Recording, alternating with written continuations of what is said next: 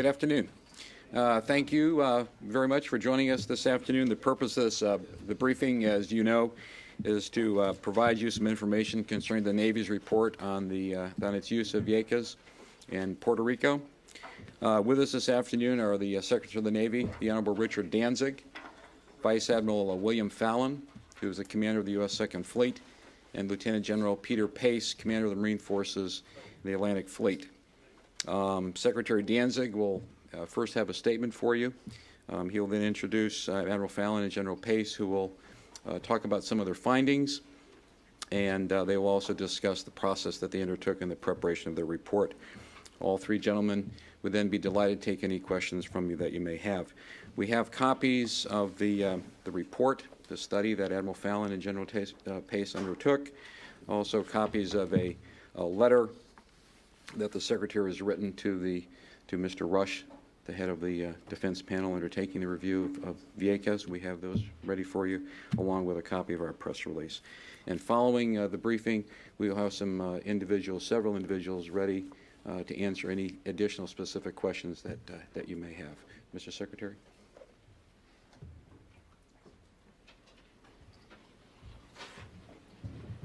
Well, good afternoon.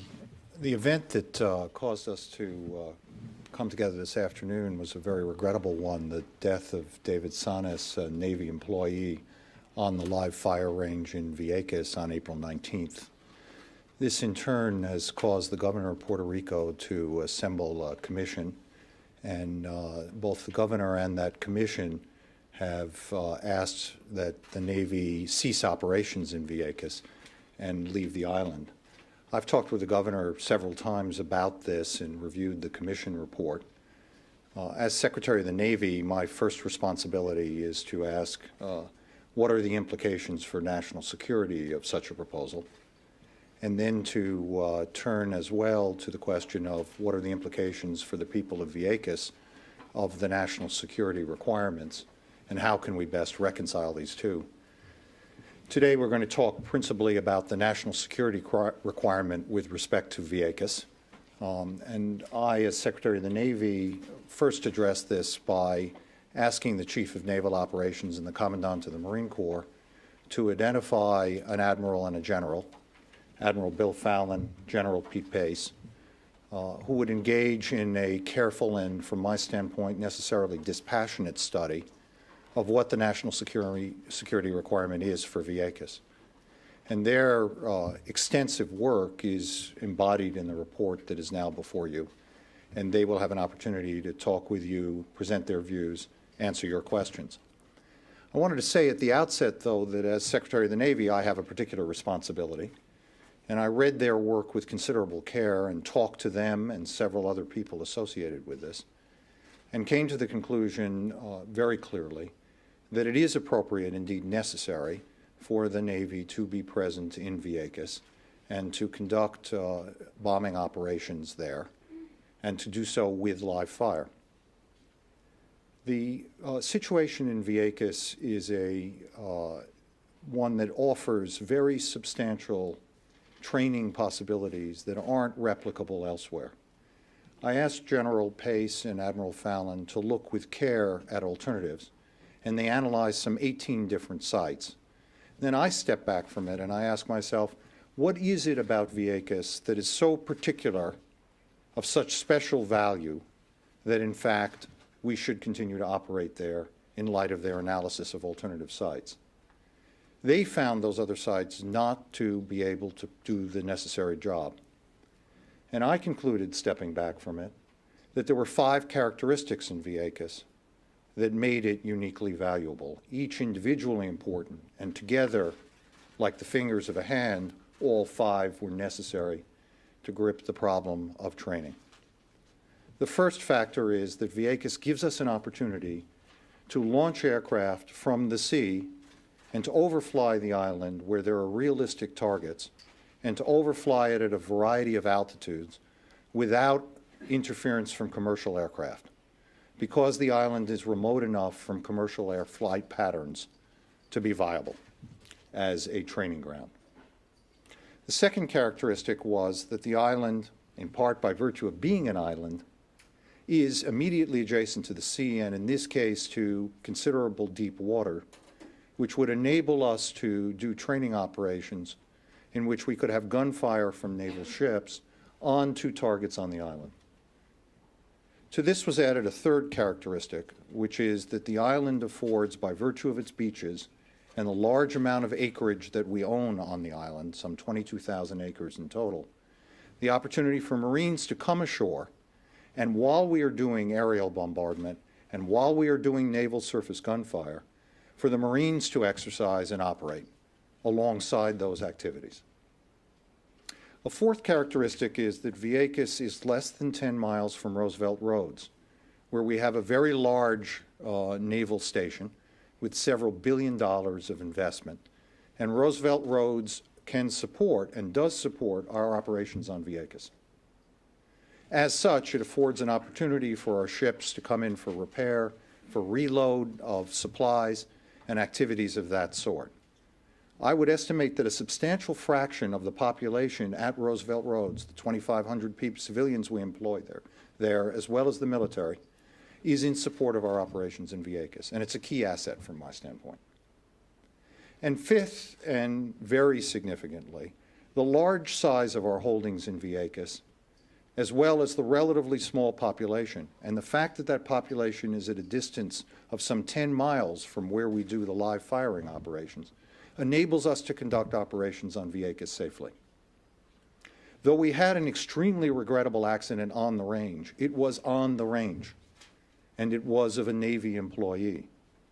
In over a half a century of operation on Vieques, we have never had an accident injuring civilians off the range as a result of activities intended to be on the range.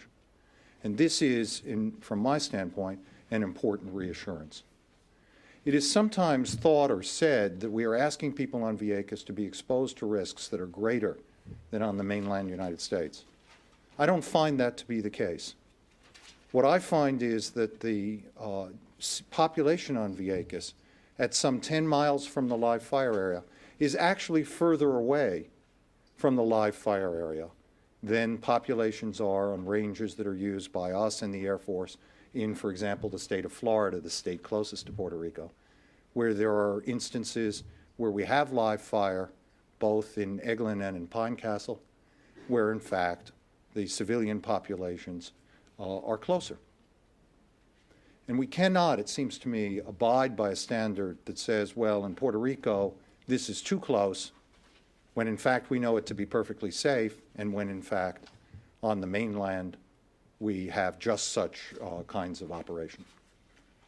From my standpoint then, here are 5 factors: the aerial capability, the sea capability, the ability of the Marines to land and to operate, the conjunction of Roosevelt Roads, and fifth and finally the safety of the range, a half century of operation under just such safe conditions, that combine to make this a uniquely desirable place.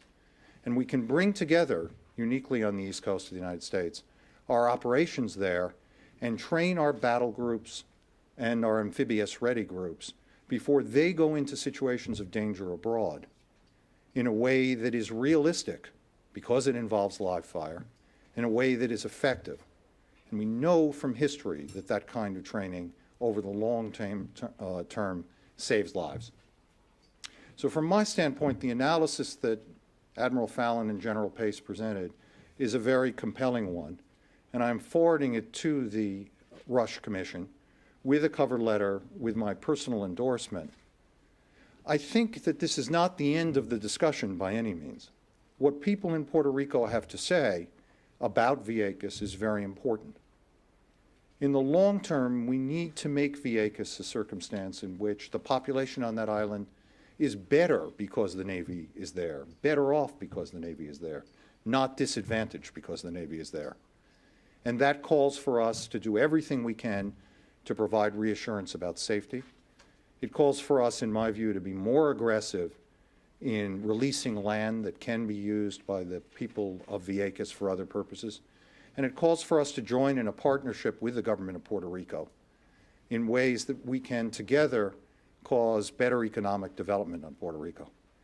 We will have occasions to discuss these on other days, and I've commissioned some follow-up work to try and enrich this and suggested some things to government officials in Puerto Rico, who I very much respect. But from my standpoint, the main message of today is, from a national security standpoint, this is an important and not replaceable site. And I think if you have a chance to read through the report of Admiral Fallon and General Pace, you'll get a strong sense of that.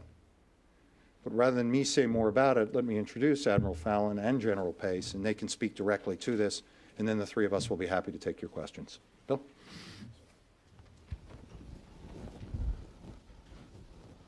Thank you, Mr. Secretary. Ladies and gentlemen, I'm the commander of the U.S. Second Fleet. I'm also the commander of the NATO North Atlantic Treaty Organization Striking Fleet in the Atlantic. One of my responsibilities, primary responsibility, is to see to the training and readiness of our forces so that they can be forward deployed. A second aspect of this is that I'm charged with the safety of these people. This task that the Secretary gave to the Chief of Naval Operations, and which General Pace and I undertook, was one that I felt quite familiar in undertaking, primarily because I've got over 30 years' experience operating in the Atlantic, and I've been personally to Roosevelt Roads and to Vieques and worked on the ranges many times in the past. So it's territory that's pretty familiar to me. The Secretary posed several questions, and one of them was to take a look and see if, in fact, training at Vieques Island is really essential to our forces. And if it is, to also further look at the live ordnance training and to determine how essential that was. And to get to the bottom line first, the answer was yes to both questions. Now, as to the training, this facility here at Vieques is unique. It is, in fact, the only place in the Atlantic in which we can bring together all of our forces at the same time, and by that I mean the combined arms aspect of air, sea, land, and maritime support forces, to actually train together in one place. We do training at many places throughout the country at various levels, but this is the only place in the Atlantic where we can actually bring it all together. As to the issue of live fire, is it essential? And my answer is absolutely, through my experience. You might ask why. And my response would be in two parts. The first one is that we have an obligation to the nation and to our people to train them to be most effective if they have to be called upon to go into combat. And the area of greatest stress for them would be in a situation in which they were exposed to live fire, enemy live fire. It's in our interest and in their interest to ensure that if we have the opportunity to train them in these conditions ahead of time, to give them the exposure, to enable them to gain the confidence in working in this environment, then we should do it. And our experience certainly bears that out. The second aspect of this is that if we don't do this, we put our people at risk, personal risk. We're talking about men and women, our sons and daughters, that might have to go and answer the call to arms to go into combat. By not exposing them to this entails or results in them potentially being in a situation in which the first time they find themselves under fire might be in a real situation. And it's been our experience that if we can do this in advance to some degree, we certainly lower the level of risk of this uncertainty. Another question that the Secretary posed was the issue of safety. In view of the tragic mishap that occurred back in April on the range, what are the procedures like? Are we, in actuality, operating in a manner that is as safe as we can possibly make it? Is there, in fact, a danger to the citizens on the island? And my answer to that is that I feel very strongly that the operations are safe on the island. And I would point, if I could, to this chart just to give you an idea of the geography. This is the island of Vieques. To the east of the large island of Puerto Rico. Back to this chart. On the entire island, the only place in which live fire operations are actually conducted is in this area on the eastern side between these boundaries, which I hope you can see from the back of the room. The remainder of the island, no live fire operations whatsoever. And in fact, between the impact area, as it's called, the live impact area, and the population centers, and I'll point out the two largest towns, Isabela Segunda and Esperanza on the island, and the fence line that separates Navy property on the east. All of this area in here is uninhabited. This is known as the Eastern Maneuver Area. And in addition to being an area which our marine amphibious forces can train ashore, it serves as a buffer between the impact area and the civilian population. And again, that is the only place on the island in which these activities are conducted. And it's a distance of about 10 statute miles from the population center, the nearest major population center to the impact area. That in itself is an advantage that many of our other ranges do not have, but we might get in and be able to cover that a little bit later. Now, we looked at the procedures on the range. Again, something that I'm very, very familiar with, having done this many times myself. And I feel quite confident that the procedures are in place. And as the Secretary indicated, there hasn't been a mishap off the range in over 50 years. Another question that was posed to us was, is there an alternative to Vieques? Why is it that this island has to be the place where you do this training? Isn't there some other place, either in the continental U.S. or some other island or likely place in the Caribbean at which you could do it? In undertaking the answer to this question, we looked very, very rigorously at every reasonable site, every conceivable site to start with on the east coast of the U.S., starting at Maine and working all the way down to Florida. There were a couple of prerequisites.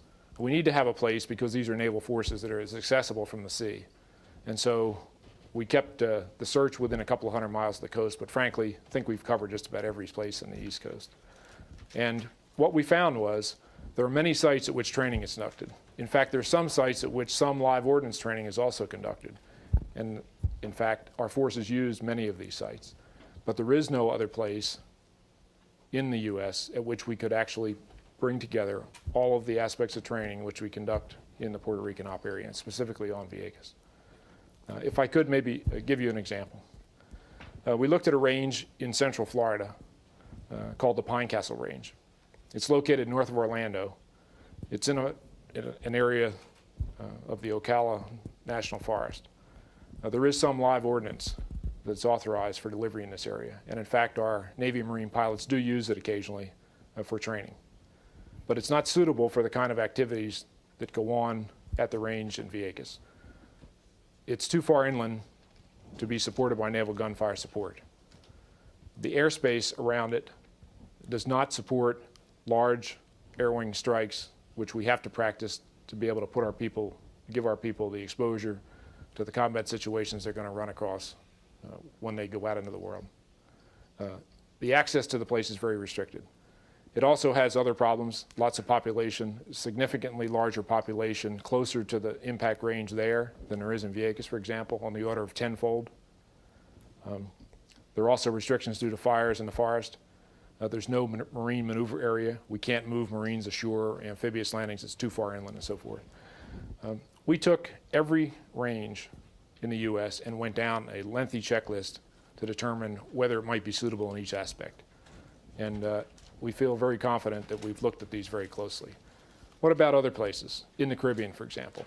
Several islands have been proposed as alternatives. Now, none of these are developed. All the places we looked at in the U.S. already had some kind of range development, some infrastructure already in place. What about some other islands? Well, if I could give you two examples. Two that have been proposed to us several times have been the island of Mona, down here in the passage west of Puerto Rico between the Dominican Republic and the island of Puerto Rico, and Desecheo Island, a small rock to the west of the big island. A couple of factors about each. Mona initially looks large enough. It's attractive in many ways. There are not major airways in the area. It's reasonably close to some open ocean areas in the south that we might be able to use.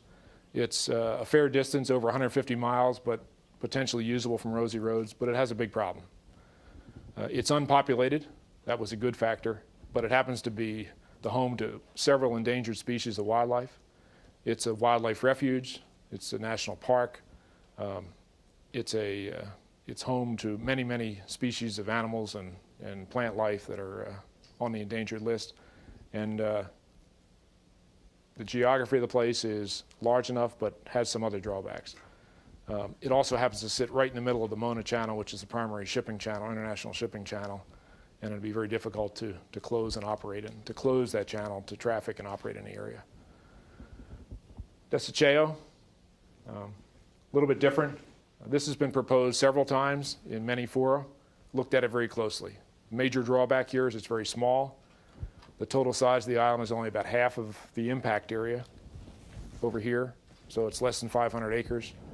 We don't think that's large enough to either put an appropriate bombing range on the island, and it's certainly not large enough for the safety of people that might be working as range observers around there. There'd have to be some extensive infrastructure put in outside the island, which is very, very deep water nearby. The biggest problem is that it sits right underneath the major airway between the Dominican Republic and San Juan. And so very, very little room to maneuver for airspace. Anyway, just to give you a sample, this is an idea of the view that we took. We tried to examine every conceivable spot in the Caribbean, near and far, any that were proposed to us and any that we could find from our own experience. So I think we've given it a very, very good scrub. The truth is, there is no place that even remotely comes close to the capabilities that exist on Vieques Island. I think that's, if I could at this point, turn it over to General Pace to give us a little bit more, give you a little bit more detail of the training aspects that we looked at. Pete?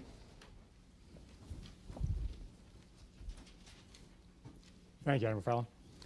I'm Pete Pace. I'm the Commander, U.S. Marine Corps Forces Atlantic. It is my responsibility to train 92,000 Marines and sailors, both active and reserve, and to deploy them worldwide. And as I stand here before you, we have over 25,000 Marines deployed around the world, to include 2,000 Marines who are currently coming out of Kosovo, where, as you know, about a month ago, they went in under very, very trying conditions and did just a superb job. It may be of interest of you to know that those Marines in April, the end of March, April, had trained aboard their amphibious ready group ships and with their carrier battle group support off of Vieques, doing just the training we're talking about here. That was the last time they had a chance to train together before they were deployed overseas. It was planned that way. When they got to the Mediterranean, they went directly off the shore of Albania and went ashore and started helping out in the humanitarian effort. And then when it became apparent that we were going to be putting forces on the ground in Kosovo, they were reloaded aboard ship, taken around to the Greek port of Thessaloniki, offloaded there, and as you know, went into Kosovo. That's an example of what happens with our sailors and Marines very frequently when they deploy overseas. My responsibility to their mothers and fathers is to ensure that when we send them overseas, I have given them the best possible training I can. I've pledged that to them. I've pledged that to my commandant and my secretary. And to be truthful, I don't really care where I do that training. I just care that I accomplish that training. And going into this study with Admiral Fallon, I thought surely there are other places that we can do the same kind of training that we do at Vieques. We did an exhaustive study, and as Admiral Fallon has already pointed out and is in a copy of our report, we looked at some 18 in very, very great detail, and we looked at all 50-plus sites around the United States where we do live fire now, places we may be able to transfer some of our training. The fact of the matter is that there are locations where, if I could use a football team analogy, where we can teach people how to throw a football. We can teach them how to catch it. We can teach them how to block and tackle, but only the facilities and the environment in Vieques allow us to scrimmage together and to learn how to be the team that we need to be so that when we send our American sons and daughters into harm's way, they're as well trained and as well prepared as we possibly can. That's our responsibility. And we had that in mind as we worked very hard to find ways to lessen the impact on Vieques and our fellow American citizens in Vieques. The Secretary and the Admiral have already articulated to you our basic findings, and I think right now what I would like to do is to stop and allow you all to ask us your questions. Mr. Secretary.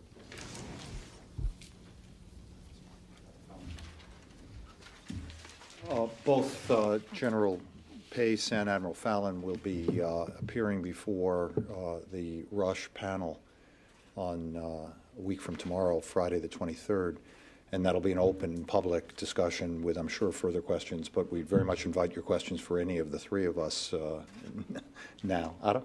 We haven't obviously seen your report. Are you doing anything to lessen the impact? Vieques has been a heartburn for the Puerto Ricans for as long as I can remember, and that goes back 30 years. Are y'all proposing to do anything to lessen the impact on the folks there? Yes, I think that's right on. The first thing we've done is to cease operations entirely at the moment. And that's really out of respect for the people of Puerto Rico, the fact that an accident did occur, and that the governor has asked us to pause and to provide some time for discussion, and in my view also, very importantly, for just this kind of analysis that Admiral Fallon and General Pace have just done and that we provided to you. And I might add that I'm sending to the governor directly today. I talked to him earlier today, and to the resident commissioner, who I also talked with.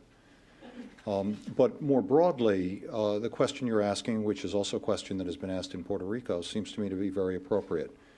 To make real progress in Vieques, I think we need to make the situation in Vieques better for Viecans.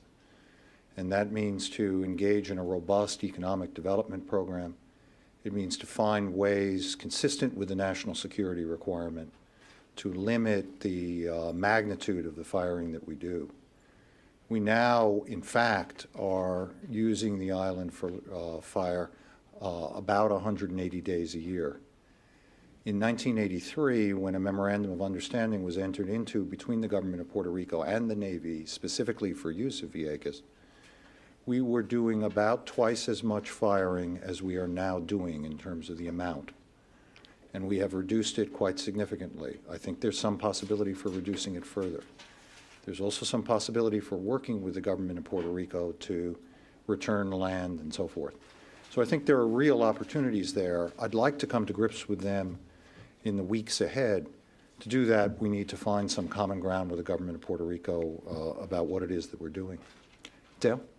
Well, just to follow that, Mr. Secretary, can Admiral Fallon or General Pace give us a ballpark number as to how much would be the minimum that you could get by with at Vieques? And I mean, it sounded like listening to the two of you that there wasn't much you could do without, but maybe I didn't understand. I'll take a shot at that, and then Admiral Fallon, I'm sure will want to talk from the Navy standpoint. To give an example, when we have a Marine Expeditionary Unit go to Vieques to train, again, this is their last train-up before they deploy overseas. Typically, the artillery battery that goes ashore with them will fire about 600 rounds. The mortars that go ashore them will fire about 500 rounds. So could those numbers be lower than that? We need to do an honest scrub of that and determine. Do we need the live fire? Yes. Do we need to make sure that our artillery tubes and our mortar teams can respond to calls for fire, put the ordnance on target quickly and accurately? Yes, we do. How much do we need to do that? We need to do a good, solid scrub of that and determine whether or not we can reduce and still meet our readiness goals. We want to make sure that we do both, meet our readiness goals and be sensitive to the needs of the folks on Vieques. Yeah, if I could follow up on that, two aspects that are pertinent to the Navy. Probably, at least in my opinion, after doing this analysis, the primary source of irritant to residents on the island I think, is down in this area of Esperanza. And I believe the cause of that is primarily from the gunfire, the actual reports of the ship guns firing into the impact area, because the ships, for many technical reasons, end up operating down in this area. And so Esperanza, that population center, is within sound of those guns. What we've discovered is that, and it's not a earth-shattering discovery, but we require a certain number of rounds to qualify a ship's crew and the people with whom they work ashore. And this isn't just a matter of firing the gun at something. We could easily do that and do for certain purposes out in the open ocean. But this gunfire support is designed for one thing, and that's to support and ensure that the Marines ashore can survive. And so to be effective, it has to be calibrated with people ashore on the ground directing that fire, and that's why it needs to be done ashore. But we've also found that there are occasions when the guns are fired for other purposes, for proficiency, for example, to keep the crews up to speed. They may get their initial qualification and then return because they have the opportunity to be down here operating again, which they come back and fire on the range. It's a good training advantage, but it's also it's obvious to us now that there are probably ways we can consolidate this training and potentially have the gunfire qual for the people at the same time that we're engaged in the larger exercise with the Marines ashore, and maybe do some of this other firing that's required for repetition and for proficiency at another place, maybe in the open ocean. I'll give you another example. Air to ground. This is something that elicits a lot of emotion. The reality is, if you go in and look at the report, you'll find that we do a relatively small amount of air to ground work. In fact, the total number of live bombs that are dropped by a typical Navy air wing today is a fraction of what it was back when I was a junior officer. And we're only averaging about 700 bombs per air wing these days. And about half of that ends up being expended at the Vieques range. The other primary range where we do air to ground is out in the desert at Fallon, Nevada. We've seen that there is some capacity at Fallon that we think could absorb some of this air to ground fire. Now, this isn't just a simple decision to move it to Fallon. The reality is that the area in which I am most concerned as a fleet commander is the training of the entire team. And if we go to move the ordnance to Fallon, we can train the air crews and their immediate people that support the aircraft. But we don't have the opportunity to train the entire team. If you'll allow me a moment. These weapons that we drop from our aircraft today are typically stored in many components for ease of transportation and stowage on the ship in the shipboard environment, which is very, very different than a shore station. It's very confined, very challenging, hot. It's a tough working environment. These pieces have to be assembled. They have to be moved to the place where they can be moved to the flight deck, then brought up, hung on the airplane, et cetera. Many steps. Every step in this chain requires human intervention. Every time there's human intervention, there's a possibility of a mistake. If we don't train our people in each of these steps, put them together and end-to-end do this business, from the time the things are broken out of the magazine until they actually get on the target, we are not getting an opportunity to facilitate this entire endeavor. So, long story, but I wanted to make the point. We have to do this at sea.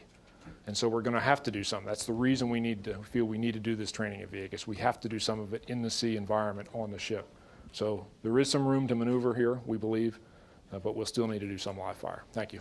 I think the press commitment to live fire begins with naming questions of you. Yes, Mr. Secretary, as a result of this report, you determined the contribution of Vieques for national security. But could the Navy consider for political reasons to withdraw from Vieques? Because hasn't the Navy had to withdraw from other sites around the world for political reasons? Well, a classic example of the Navy withdrawing from sites was from Culebra when, with an understanding from the government of Puerto Rico, we focused these efforts in Vieques. The practical reality is my job, and I think General Pace and Admiral Fallon's, is to try and identify the national security requirement. The President has appointed a panel headed by Frank Rush with 3 other distinguished citizens on it to review what the Navy has to say. And they'll have to make a judgment taking account of the statements from the people of Puerto Rico and our observations about national security, about what makes sense. And my expectation is they will be making that judgment over these next weeks. I would invite anybody who reads this report to make a judgment for themselves, too. One of the things we've tried to do is lay out the data so you all can see it. I think, coming back to an earlier question, one of the ways we can contribute to some understanding here is to be as forthcoming and honest and visible with respect to what we see. So you will find in this analysis appealing attributes of sites that we do not think do it. And other people can read this and come to a conclusion about what they think is the right answer. We are telling you what we genuinely think, without regard to politics, is the right answer. Bob? Yeah, I just wonder, when national defense interests clash with civilian interests, because the Puerto Rican government now is just as adamant of having the Navy leave Vieques as the Navy appears to stay in Vieques. So when these two things clash, and there doesn't seem to be much room for a compromise, which is more important, or which is the one that should hold it? Well, I think they're both genuinely important. This is not by any means a unique case, as your question implies. There are many places throughout the United States where the Navy and Marine Corps, and for that matter, the Air Force and the Army, are engaged in activities where residents are concerned about noise, or they're concerned about risk, or they would like to use the land for economic development. We encounter that very frequently in states as far away from Puerto Rico as California and as close to Puerto Rico as Florida. You'll find yesterday in the Pensacola newspaper an editorial talking about the burdens there of national security and their judgments with regard to them. I think all Americans accept, and I think Puerto Rico is a part of America in this respect and accepts it, that there are national security costs that we all pay as a part of the price of freedom, and that everyone contributes to that. There are 4,000 Puerto Ricans who serve in the U.S. Navy who are being trained in these places. I don't think anybody in Puerto Rico wants them to deploy unprotected and untrained. So the question is how do we strike the balance? And for me, the answer is we ask ourselves genuinely, is this necessary for the national security? We have honestly asked ourselves that question in this context, and we are showing you the results of our conclusions. You can make that assessment yourself. People in Puerto Rico can. It's a legitimate question. And then second, if you conclude, as we have, that it is important from the national security, you then need to get to the other question. All right, how can we make this, on balance, something that is at least minimally burdensome for the people of Vieques, and better still, positive for them by the economic advantage and the like? I do not believe that if the Navy withdrew from Vieques tomorrow, that economic wonder would come to Vieques. I think it would find that it had many difficulties still. I think the people on Culebra found that. We need to try and take advantage of the Navy's presence to make this a stronger place economically and in all kinds of other ways. I believe we've done that very well in some dimensions and not well in others, and we need to come to grips with it. Yes? Do you expect that your position will prevail in the long run when President Clinton finally makes his decision, given the fairly unanimous opposition from Puerto Rican political leaders? And also, do you have any concerns that your ruling out of MONA will raise questions of whether you're more concerned about endangered species than about the human population on Vieques? Well, with respect to the first question, I think our obligation to the people of Puerto Rico and then to the nation more broadly is to give an honest answer to a set of important questions. It's not to attempt to guess about what the outcome will be or what is politically desirable for somebody or not, or what might appeal to immediately resolve this immediate irritant. Our obligation is to give a straightforward answer with respect to what the national security requires. And we've tried to the best of our abilities to do that. And you have a professional judgment here, but you can also examine it and make your own judgment. With respect to MONA, you'll read the report and see on the various sites. I think the environmental considerations in endangered species are one variable. There are other variables as well. Admiral Fallon mentions, amongst other things, the shipping lanes problem associated with MONA. There are problems of relocation and the like. But I think it's a fair debate, and I'm sure this will be discussed along with the 17 other sites that are laid out in their analysis. You could also debate whether we should go back to Culebra. There are options here, but in our judgment, none of them make nearly so much sense as staying in Vieques and making that work, and I might add, making it work better than it has for Viecans. Go ahead, one more. Then we should let some people in who haven't asked, but go ahead, after you. Was Dog Island looked at as one of the alternatives? Yes, it certainly was. The question was Dog Island, which is off to the east, about 160, 170 miles or so. I don't believe it's on a chart here. There's several issues with Dog Island. The first piece that was very attractive is it's unpopulated. It's in the vicinity of several other small islands, but a couple of critical deficiencies. One is that it's very close to several large population centers, including the island of St. Martin. In fact, larger populations, again, closer than the range on Vieques. Another critical area is that it's underneath the terminal control area for the St. Martin Airport, and so there's certainly no room to do much air maneuvering whatsoever. So this is one that was also looked at several times in the past decades, and it's come up short on many counts. Could I just ask if anybody who hasn't had a chance to ask a question wants to ask one, then we can take some repeat questions. Yeah. Danzig, the training that our sailors and Marines get at Vieques, how does that correlate to our actual performance in combat? How significant is it? Well, in my judgment, it's very significant. You don't want people deploying and doing in combat things that they haven't done in training.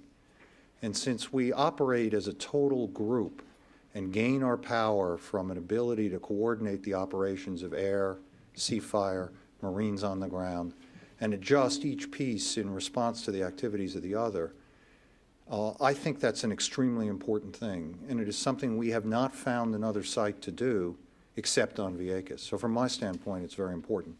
I don't know, Pete, if you want to add anything to that. Mr. Secretary, thank you. One of my other responsibilities is to be the commander of Marine Corps forces in Europe. So the Marine Expeditionary Unit that we trained on the East Coast and sent to the Mediterranean, I was fortunate to pick up on that end and then employ in Kosovo. The commander of that organization, Colonel Ken Gluck, looked me in the eye and told me personally that it was the final wrap-up training at Vieques, the opportunity to tie it all together, to finally to be able to scrimmage together as a team, to have the confidence in the weapon systems, to have the confidence in his subordinates and in his leaders, to know that when they were put into harm's way, they were going to do well. And that's part of the art, not the science.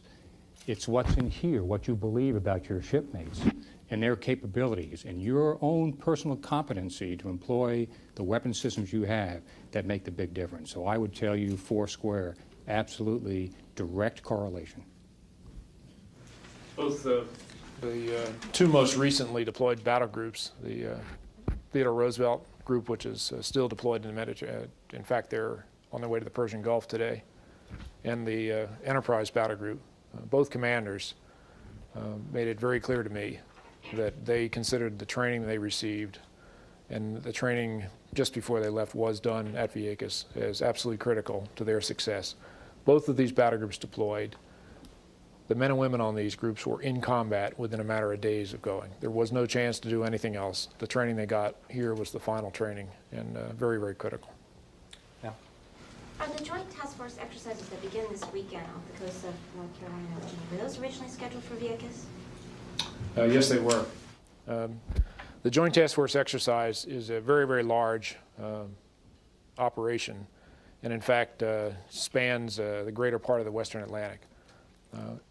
Our desire would have been to go down and do part of this in the Puerto Rican op areas, and the key piece that we wanted to do was a thing that's called a SACEX, Supporting Arms Combat Exercise, in which Marine amphibious units disembark from ships, go ashore, and they are then supported by the battle group and the other assets that we bring to bear so that they can get this combined arms, integrated live fire experience training. We're not going to be able to do that this time. And so this group will be deficient in that regard. However, we were fortunate in that this same group, which is the flagship is the John F. Kennedy, and it's known as the John F. Kennedy Battle Group, was down in the Puerto Rican area in April and had an opportunity to work on the ranges and got what I consider the minimum qualification prior to the closure of the range after the tragic mishap. And so my assessment so far is that they are deficient in that they've missed, they will miss a significant part of this training, but they did have a minimum amount beforehand. That's not going to be in the case with subsequent battle groups, because the next one in line, for example, is the Dwight D. Eisenhower battle group. And the immediate schedule for them would have them going to the Puerto Rican op area in late September to begin their training. And this group has not had any significant at-sea work yet, and they're going to need some of this training. Secretary, are you telling us that Vieques is the most important training center that the Navy has in the world? Vieques is the most important training center that the Navy has on the east coast of the United States, and therefore for ships and sailors and Marines that need to train in the east because we can't get them to the west coast, it is the most important place. Yes, ma'am. If the panel decides that you're right and you can continue the live firing, how soon will you start the live firing in Puerto Rico, in Vieques? Well, what I'd like to do is to speak with Puerto Rican authorities about that and find a path that is most acceptable to them and that achieves the greatest degree of support from the people of Puerto Rico. I mentioned, for example, that there are 4,000 Puerto Ricans who are sailors in the Navy. We care very much about this relationship in a lot of ways, not just about Vieques, although we care very much about that. Our recruitment there is very important. I mentioned Roosevelt Roads. We operate a major base there. We care a lot about that. My intention is to be sending a senior Navy Admiral to Puerto Rico because I think we need to attend more to this set of relationships. So how we would resume training, even assuming that there was agreement on this from a very wide spectrum, still it seems to me is something that needs to be talked through and done with some sensitivity. So, go ahead, Dale. Just to clarify that then, just so I understand, there is no commitment by the Navy to not resume training before the Rush Commission finishes. The Navy, you may, if you can work something out with Puerto Rico, that you might well start to train again. Oh, well, I have committed to not resuming training on Vieques until the Rush panel concludes its work, and I'll stand by that. I'm rather confident that if there was widespread agreement in Puerto Rico on resumption of training, that in fact the Rush panel would conclude its work and we would resume. Well, just to follow just for a second, you talked about economic development. What sorts of things do you expect the Navy will be in a position to do to help economic development, and how much are you willing to commit to that in terms of dollars? I'm willing to both develop that point and commit to a fair amount, but I need to do that, I think, in consonance with the work of the Rush panel and in discussions with the governor and some understanding of the context we've created. Today is not the day for it. Let me just, you were just interrupted. Yeah. If there is no agreement between the people of Puerto Rico and the Navy, you won't be able to do the training, the live training? Yeah. No, I wouldn't say that. I think that we need to work through this panel process and come as close to agreement as we can. I wouldn't predict what will happen under various different theories about what might or might not develop with the Rush panel and the people of Puerto Rico. I can tell you this, though. From a national security standpoint, I have no doubt that this training is very important. And I need to say that as Secretary of the Navy. And I think you will find the uniformed Navy and the uniformed Marine Corps feel, if anything, more intensely on this point. There's going to be no question about the importance of this area for us. How do you think this report is going to be viewed in Puerto Rico? In embracing this report, did not attempt to analyze how it might be received in any place. The Congress, the White House, Puerto Rico, the Rush panel. We attempted to call it the way we saw it. And I'll yield to you for expertise as to how it might be seen. I'll give you a general, I mean, I'm fairly sure people are going to say it's the same old thing. They said they're going to give us a fresh, new look and reach the same old conclusions. So if you're going to come back with an argument that people in Puerto Rico who oppose the Navy, they're going to say it's the same old argument, why wasn't something else sort of, I know you said possible economic help, possible ceding back land later. But are these like bargaining chips that you're holding until? No, I think it's important to establish the national security requirement. And if in some people's eyes that's the same old argument, I would call it a kind of bedrock truth. And I think we need to come to grips with it. The panel in Puerto Rico that developed a number of useful statements about Puerto Rican views did not come to grips with the questions that have been discussed this morning about national security needs, about alternative sites. That's a gap which needs to be inserted into the debate, and I think people need to attend to. Let me just say, we can take a couple of further questions from people, but first we're going to need to stop in a minute. And second, let me just make sure, is there anybody who hasn't asked a question who wants to? Yes, ma'am. You mentioned re-examining how much live firing goes on and that sort of thing. I know that environmental impacts of training has been an issue for some Puerto Ricans. Is there anything else that is being looked at in terms of addressing or re-examining environmental impacts of the training of Vieques? Did you want to say something on this, or I can? Please. There are several studies underway. There's a tendency sometimes in these discussions for propositions to be advanced that aren't necessarily factually or scientifically based. We have not found reasons in terms of the health of the people of Vieques, for example, to see any reason to believe that naval activities in any way cause a deterioration of that health. There are examples of environmental stewardship by the Navy in Vieques that are exemplary and have been identified as such by environmental agencies. As a result of requests recently, there have been a number of environmental agency activities and studies, and we are all very interested in what they produce, but I see no reason to believe that the Navy's stewardship of the environment in Vieques will be found to be deficient. Let me just say, we'll take the last questions, Otto, and then we'll take you last, okay? Go ahead. Secretary, 4 or 5 years ago, the Navy and Marine Corps made the exact same arguments for continuing operations at Kahulawi, which was as important to the PAC fleet as Vieques may be to because of the powerful political delegation in Hawaii. We lost Kahulawi, and the Navy and Marine Corps have continued to function. I don't know whether you can state any impact of that loss of that range, but again, Puerto Ricans might say that the difference between Kahulawi and Vieques is Senator Inouye. If I could, Mr. Secretary, address that one. Having had experience at that range and most of the Pacific ranges also, a big difference.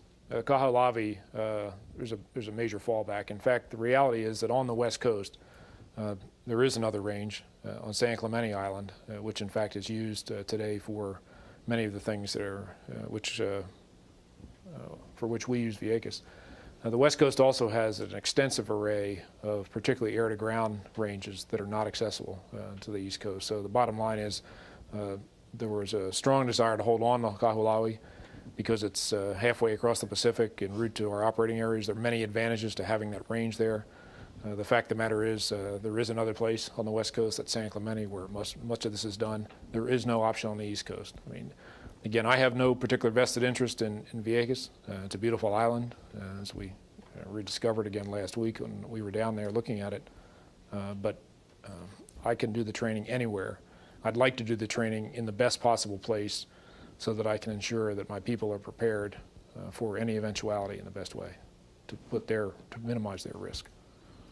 There are 57 sites in the United States where there is training undertaken that arguably intrudes on the neighborhoods, and 56 of those are well represented by congressmen and senators. I think that this aspect of the Vieques issue tends to be overplayed. I think the people of Vieques have a very real right to a consideration of their views, and we have an obligation to be responsive to them. But our judgment about the national security requirement here is really not influenced by the character of their congressional representation. You get the last question, sir. You said that you talked today with the governor of Puerto Rico. Yes. How was his reaction to the report? Well, I think the governor, as he's made clear, would like us to leave Vieques. He's a thoughtful actor, and like also your resident commissioner, I think he wants to read the report and see what we have to say and respond to it. I think he would have hoped that our conclusion would be that from a national security standpoint, we could go elsewhere. I had to tell them quite clearly that that was not our conclusion. Let me tell you all that I think the report represents a very substantial effort by a lot of people, headed by General Pace and Admiral Fallon, and I commend it to you. It's an effort to make a serious contribution to a discussion which tends frequently to be emotional, but I think benefits a lot from some clear looking at the facts. Thank you all for your role in that.